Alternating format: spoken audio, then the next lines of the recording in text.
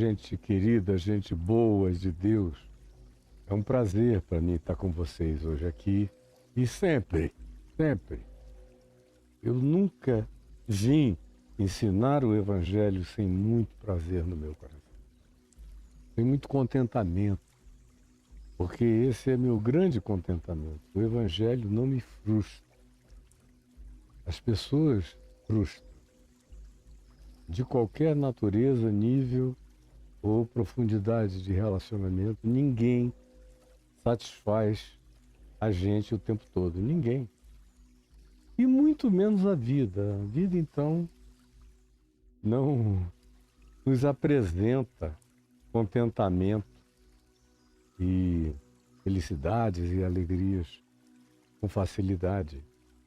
Agora, quando você tem um conteúdo de ser para viver e existir com essa grandeza indiscernível, indiscutível e inalcançável do Evangelho de Jesus, aí a sua existencialidade passa a ser de outro modo.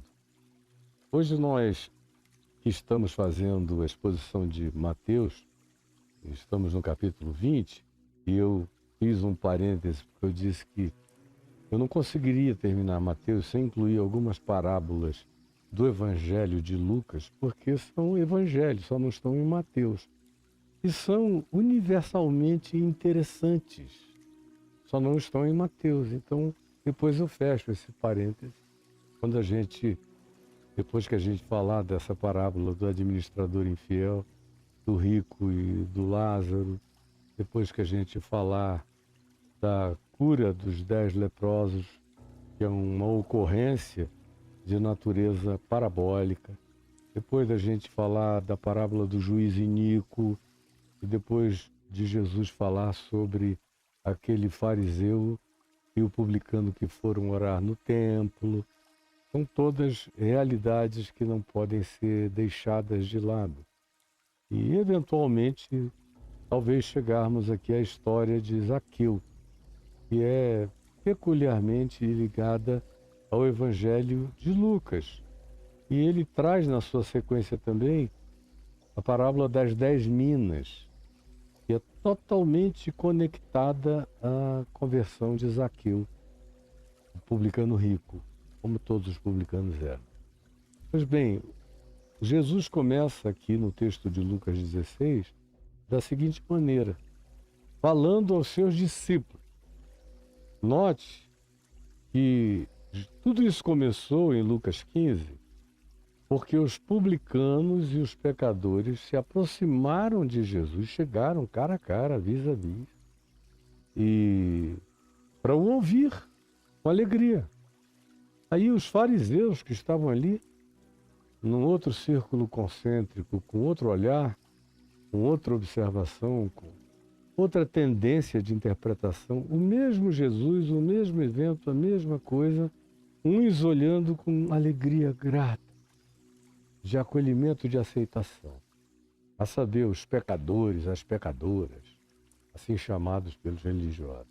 E outros, os religiosos, os designadores de pessoas para o juízo, para a calamidade, para o inferno, porque eles se sentem com tais prerrogativas diante de Deus e dos homens por causa da hipocrisia das suas obediências exteriores e superficiais e religiosas de procederem desse modo e de acusarem Jesus, de acharem, não, esse evangelho eu não quero. Você já ouviu essa expressão? Cada vez mais tem gente que esse evangelho eu não quero.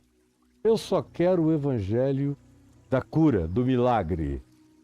Ou eu só quero o evangelho da prosperidade, como se houvesse um evangelho da prosperidade material, financeira, da riqueza. Não, eu só quero o evangelho da positividade, das confissões positivas. Ou eu não quero o evangelho da cruz, porque é muito tristonho, é muito sacrificial, Não, aí fazem o seu próprio evangelho. E a maioria, nos nossos dias, já nem isso mais fazem. Contra o que eu passei a vida inteira lutando. Mas nem isso, que já era horrível, era aquele evangelho que eu chamava de evangelho horoscopista da caixinha de promessas. Tinha uma caixinha onde eles colocavam os papeletes, tipo essa coisa do chinês, dentro do biscoito, mas só que era uma caixinha, que era vendida nas livrarias evangélicas, que hoje já nem existem, praticamente, porque a internet substituiu tudo e os cultos de toma dinheiro, o resto, e ninguém mais também quer ler livros. É uma geração terrível. Mas então, o evangelho horoscopista da caixinha de promessas foi o preferido por muita gente, muitos anos. Eu sempre batia na caixinha de promessas. Conquanto eu visse que para algumas pessoas aquela coisa aleatória, do sorteio de versículo, que ninguém sabia qual era, dentro da caixinha, tinha às vezes resultado consolador, mas era de uma construção, de uma configuração mental, psicológica, espiritual e de uma pedagogia altamente corruptoras da apropriação do todo do Evangelho e da mensagem de Jesus. Aí o cara tirava só um versículo ali, aí o Evangelho para ele, enquanto ele gostasse, ficava sendo aquele versículo. Ele repetia, repetia, repetia, repetia, já era uma espécie de confissão positiva, a caixinha de promessas, mas muito dissimulada e sem essa intenção. As pessoas eram muito mais puras do que se tornaram. Hoje é uma corrupção espiritual de quase tudo. Aí puxava, tirava um versículo. Em geral, a sociedade bíblica que imprimia a caixinha de promessas e que fazia as seleções desses versículos bíblicos, escolhia só aqueles versículos que faziam o cara se sentir o máximo, de preferência. Aqui e ali tinha uma exortação, mas muito espaçadamente, de modo que na maioria das vezes o cara acabava de brigar com a mulher dele e se vingava até tirando um versículo aleatório na caixinha de promessas, esfregando na cara dela, dizendo: "Tá vendo? Você tá vendo? Você tá vendo?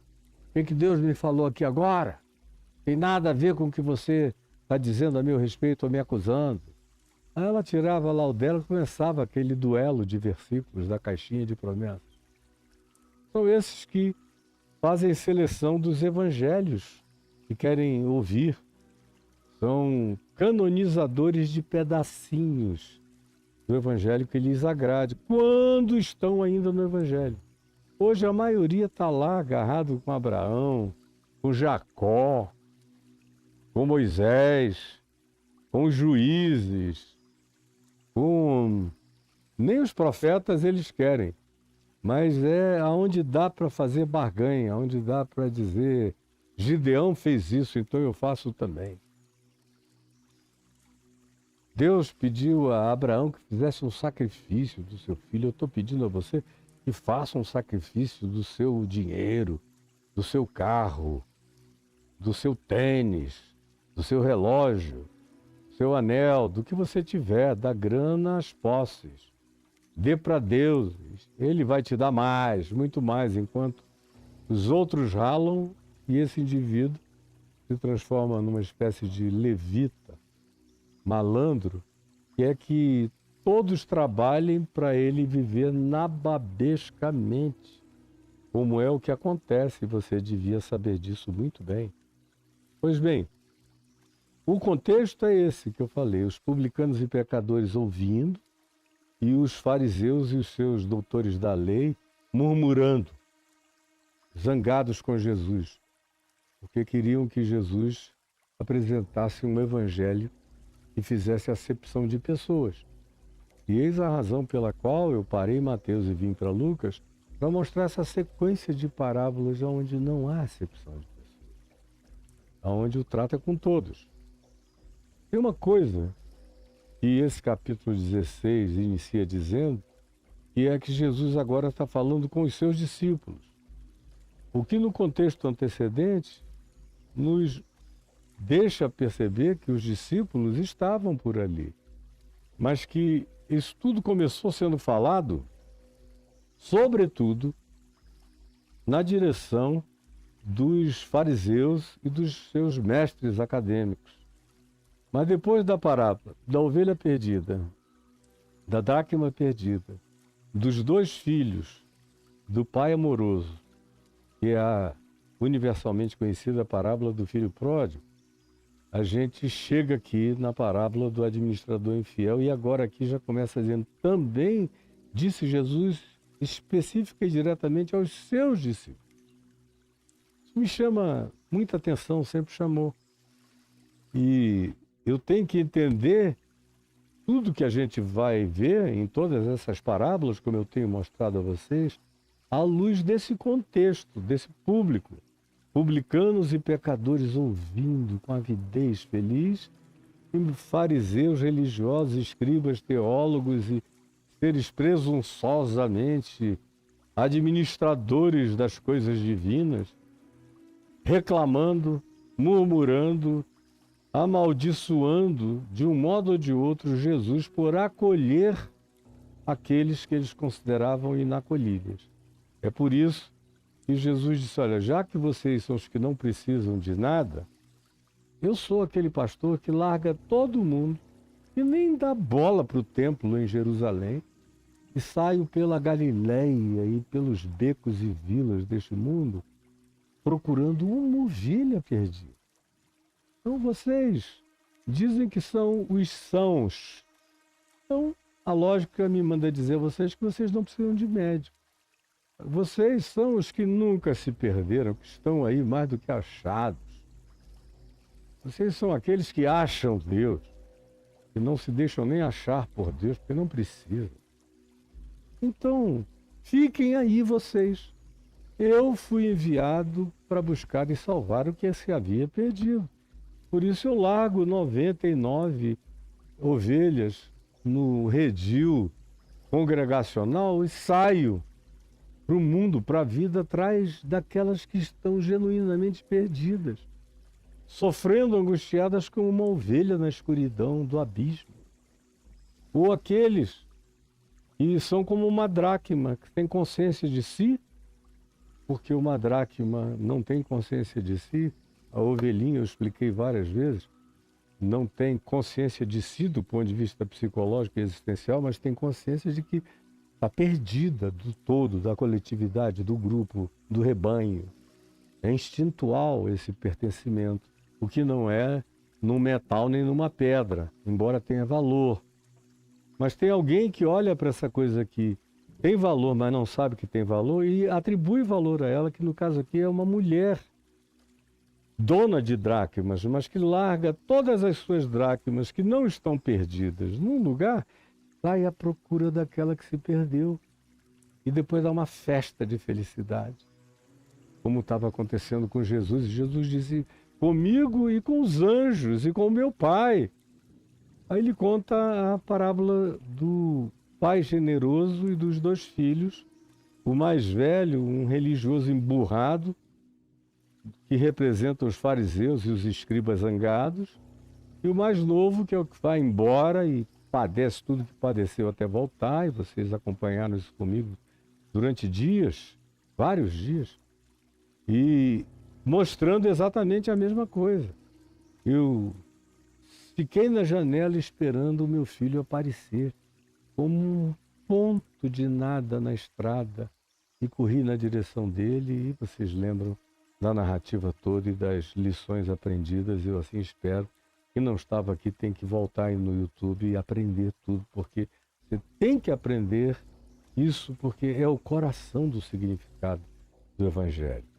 E aqui a gente chega agora, depois dessa viagem que começou assim meio que para todo mundo, ela vai se afunilando e ganha essa especificidade a ponto de Lucas dizer, disse também Jesus aos seus discípulos. Agora, mais do que nunca, ele olha para aqueles 12 apóstolos e os discípulos engajados, os demais, e vira-se para eles e como que afirma: prestem atenção. E aí diz: havia um homem rico que tinha um administrador, e este lhe foi denunciado como quem estava a defraudar os seus bens. É interessante que a parábola da ovelha perdida se aplica a ambos, aos pecadores, aos publicanos, às meretrizes, mas nessa parábola aqui do administrador infiel, a gente vê um foco maior concentrado na condição do resgate da redenção dos publicanos, que eram homens ricos em geral, gestores de dinheiro público, e que eram odiados pelos fariseus e por todos os religiosos porque trabalhavam para os romanos. Não era nem tanto pela corrupção deles, era para quem eles trabalhavam e o papel político, social que eles cumpriam, que era considerado uma coisa sem perdão pelos fariseus da religião. E a parábola da dracma perdida também carrega essa aplicação que cobre aqueles que eram acusados de corrupção por serem publicanos, coletores de impostos e traidores da pátria, por esses fariseus patriotas, trabalhando para os invasores romanos, quanto também cobre a perspectiva do pecado considerado moral, comportamental, desses que aqui são apenas designados como pecadores. E se diferencia publicanos, que eram pecadores de um outro tipo, de um outro jaez na concepção da religião, e os pecadores, em geral, os sexuais, os bons-vivants, os que bebiam, os que se divertiam, os que dançavam, os que não frequentavam a sinagoga, nem a congregação, nem iam ao templo fazer oferendas, que se sentiam completamente bandidos da religião, marginalizados. Então, quando a gente chega agora aqui nessa quarta parábola do administrador infiel, Jesus fala aos seus discípulos que havia um homem rico que tinha um administrador. É interessante porque a gente já falou sobre o jovem rico aqui em Mateus, ficamos um bom tempo falando, e a gente vai ver mais adiante, quando falarmos de Zaqueu, outra vez nós vamos falar de um homem rico, Zaqueu, o publicano. E como em Mateus, quando Jesus convoca os discípulos, e convoca o publicano Mateus, também conhecido como Levi, lá se diz que ele era o maioral de toda aquela região da Galiléia, era o mais rico, o mais abastado. E Jesus chama esse cara para segui-lo, e esse cara deixa tudo e vai. E aqui a gente ouve de novo uma alusão a um homem rico. Como também na parábola dos dois filhos e do pai generoso, o pai é rico. Tanto é que ele tem uma herança a dar e compartilha logo, 2/3 com o mais velho e 1/3 com o mais novo, que queria que ele morresse e que vai embora para a terra distante.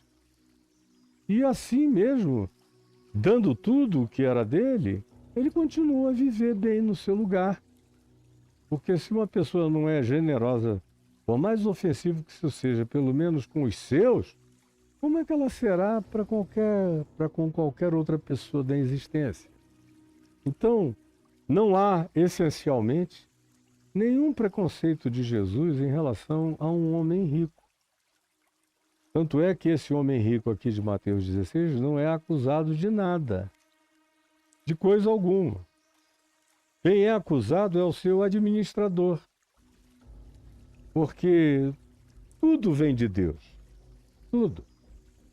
E ele é aquele que em Cristo Jesus, sendo rico, se fez pobre, por amor de nós. Mas todas as coisas são dele, por ele e para ele. E é acerca dele que Jesus está falando. Desse que é rico como a mulher dona das dracmas, que é rico como o pastor que tinha 100 ovelhas, deixou 99 e foi à procura de uma. Só uma pessoa com bens teria essa condição. Ou o pai dos 2 filhos, e divide antecipadamente uma herança e não vai à falência. Aqui a gente chega de novo, porque em todos esses episódios tem alusão aos publicanos, que de maneira praticamente absoluta eram pessoas abastadas. Elas não eram de bem, mas elas eram donas de muitos bens. E Jesus não tem problema de lidar com isso. Ele quer educar o homem rico, a mulher rica. E é o que ele faz com esses publicanos, foi o que ele fez com Mateus. Educou na consciência do evangelho do reino de Deus. E aqui, outra vez se diz, havia um homem rico e que tinha um administrador. E o problema nesse caso não é a riqueza desse homem, mas a qualidade do administrador. Ele estava diante de uma situação em que ele poderia ser leniente com o administrador ou ser justo. E ele ouviu e apurou e descobriu que tratava-se de um administrador que já vinha com ele há algum tempo, como a gente vai ver, e que estava defraudando, metendo a mão, tascando a mão, roubando os seus bens, desavergonhadamente. Como a gente vai ver no episódio de Lucas 19:8, no caso de Zaqueu, quando ele diz, Senhor, quando cai a consciência sobre ele, diz, Senhor, eu decidi dar metade dos meus bens aos pobres. E se em alguma coisa eu defraudei alguém, eu restituirei 4 vezes mais. E Jesus diz, hoje entrou salvação nessa casa. Salvação do rico é também colocar o dinheiro no seu lugar de subserviência. E não de senhorio, de domínio, de significado e de prioridade validadora da vida. Enquanto a pessoa não aprende essa lição, ela é serva de qualquer coisa que ela venha ganhar, ter ou possuir. Não está nem preparada para possuir qualquer coisa se não for antes treinada no espírito da honestidade generosa, naquilo que realiza. E também porque não há ninguém nesse mundo que seja dono de absolutamente nada. Ninguém. Todos nós somos apenas gestores, administradores. Desde o começo, no Gênesis, nos deu o mandamento cultural, que é o mandamento de gestão, de mordomia da natureza, da criação, do planeta, de tudo aquilo que Deus nos deu nesse paraíso terráqueo maravilhoso, que é esse planeta incomparavelmente extraordinário, superabundantemente lotado de quaquilhões de existências vivas em todos os tamanhos e perspectivas de existência. Aqui na Terra é uma coisa chocante, como esse planeta é pulsante. E a gente está aqui não para fazer o correntão, sair derrubando árvores, floresta, matando bicho, poluindo as águas, poluindo os ares, levando animais à extinção, como o ser humano demoniacamente faz, desde que está presente aqui na face da Terra.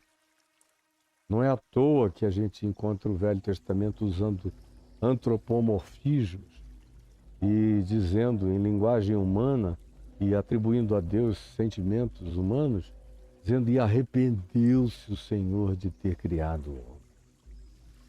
Porque o homem, como disse o Papa Francisco, é o fracasso de Deus nessa criação, é o homem. É por isso que Deus em Cristo morre pelo fracasso de Deus em relação aos homens e aquilo que eles fazem uns aos outros e contra a criação e contra a vida. Mas a misericórdia triunfa sobre o juízo. Então ele se arrepende, mas faz uma arca para salvar homens e bichos e vida para para o próximo mundo que viria. Ele se arrepende de ter colocado Israel na terra de Canaã. Mas assim mesmo, ele vai dando chances e chances, e os israelitas vão jogando fora e continuam a fazer isso até o dia de hoje. O Velho Testamento especialmente usa essa linguagem antropomórfica. Jesus e o Evangelho não, mas mostra Jesus em choro, em prantos, em suspiros de agonia, porque os homens não entendem. Seres humanos são a coisa mais incompreensível que existe. São dotados de capacidade maior, de inteligência maior, de tudo, e usam tudo isso contra a vida, contra Deus, contra o próximo, contra toda a criação, contra até mesmo aqueles que eles parem, que eles trazem à existência, que eles geram. A gente vê coisas dessa natureza acontecerem, é chocante, mas é inquestionavelmente verdadeiro. Então, nós estamos aqui, nessa parábola, designados como administradores. Agora, os publicanos, que eram gestores de bens, recebiam e passavam para os romanos e retinham os seus ágios e cobravam a mais e faziam as suas próprias gestões, são de fato o administrador que é denunciado como estando a defraudar os bens do Senhor de todas as coisas. Então Jesus trata tudo isso com um realismo enorme. Ele não está brincando de Poliana moça com os publicanos, com os que ganhavam dinheiro fácil. Ele brinca com todos aqueles que até são mentores, ensinando você a ser defraudador, enganador, impressionador, encantador de serpentes. Como muitos desses coaches que andam por aí, como seres completamente falsificadores da realidade. Esses publicanos aqui eram infinitamente melhores do que qualquer coach do Brasil, desses midiáticos que estão aí, que são seres abjetos. Mas Jesus não trata esses publicanos de maneira poliana moça de ser. Ele diz não. Eles têm sido denunciados por anjos, por homens, pelo olhar divino, como sendo um defraudador, tirando de quem tem bem menos aquilo exacerbadamente maior e nem entregando àqueles que os contratam, que lhes pagam os seus salários correspondentes, aquilo que seria apenas o justamente combinado. Eles metem a mão mesmo, por isso todos eles ficam muito ricos, porque ninguém fica muito rico nesse mundo sem que muitos outros fiquem muito pobres. Bens, riquezas e recursos naturais não aumentam, a terra não cresce. Quando a gente desenvolve algum tipo de tecnologia agrícola, o que a gente consegue é fazer que num espaço menor de chão a gente produza mais, ou alguma outra coisa assim, mas na perspectiva da mirabolância fantasiosa dos coaches da vida que te ensinam a ficar riquíssimo apenas no papo e no gogó, ou esses pastores aí que são apenas publicanos da religião, tirando dos pobres e colocando nos seus bolsos, eles são o próprio império e os imperadores de si mesmos, fazendo isso em nome de Deus, são seres mais abjetos ainda. Por isso Jesus se dirige aos discípulos, para que eles prestassem muita atenção, porque eles correriam o risco de um dia na vida se tornarem o que de fato esses que hoje se apresentam como discípulos ou representantes do Evangelho fazem de maneira calhorda, cretina, canalha e mentirosa. À nossa volta, nada novo. O que é chocantemente novo é a quantidade de pessoas que se otarizaram completamente e que tiveram paralisia cerebral, mental, psicológica e espiritual e não conseguem enxergar nem discernir nada e que são conduzidos em multidões ao abismo, guiados por gente perdida em relação a Deus. Eles só têm olhos para a malandragem da corrupção e do engano e da oportunização das capacidades falaciosas deles em relação àqueles que são altamente iludíveis. Pois bem, Jesus não brinca com essa realidade. Ele diz, olha, o que é que vocês estão pensando?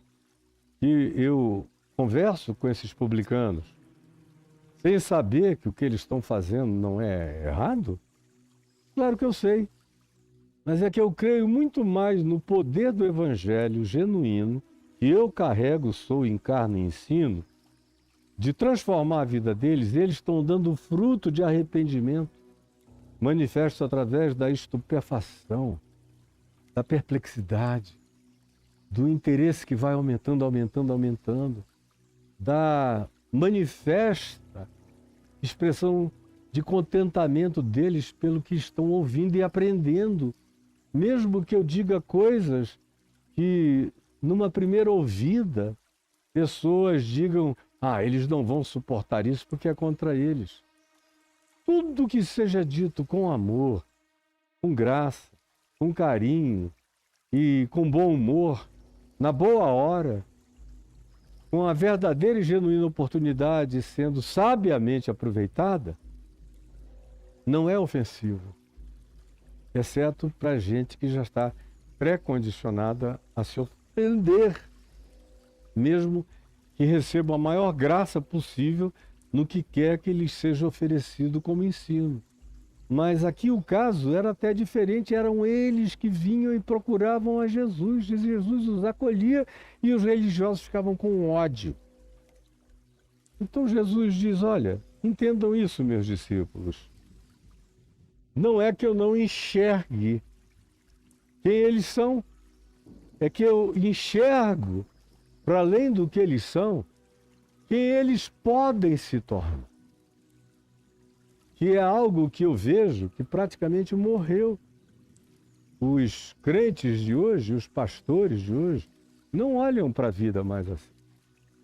Primeiro, eles não estão nem aí para ver ninguém ser transformado. Eles querem ver a pessoa dar dinheiro no culto deles e alimentam pessoas com fetiches de superstições e barganhas e dizem que é um sacrifício necessário para que Deus venha ouvir. E assim vão enganando. Jesus, no entanto, está lidando com uma condição humana muito melhor do que a desses religiosos corrompidos que nos cercam há muitos anos e que nesses dias estão em estado de proliferação chocante à nossa volta.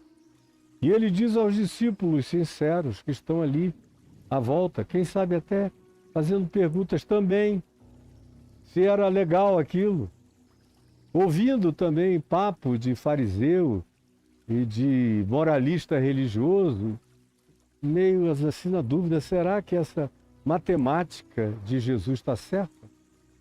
Essa busca de entes perdidos, a prioridade deveria ser? Será que a gente não deveria trabalhar apenas com aqueles que já estão pré-condicionados, que se tornariam facilmente uma grande maioria, facilmente administrada por nós? Então, daí essa insistência, olha, prestem atenção, meus discípulos. Eu sei o que está acontecendo.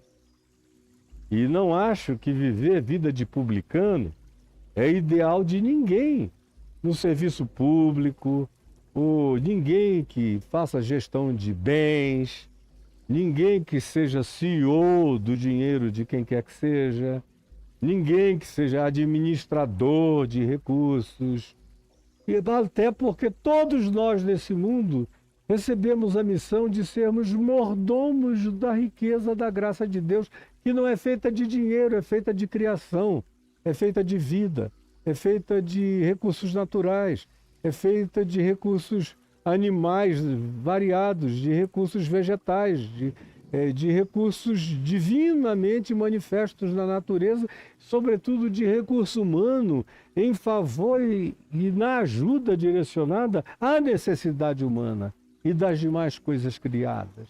Essa é a mordomia que me cabe como administrador que precisa ser fiel para com aquele que me confiou essa consciência para fazer a melhor gestão desses bens.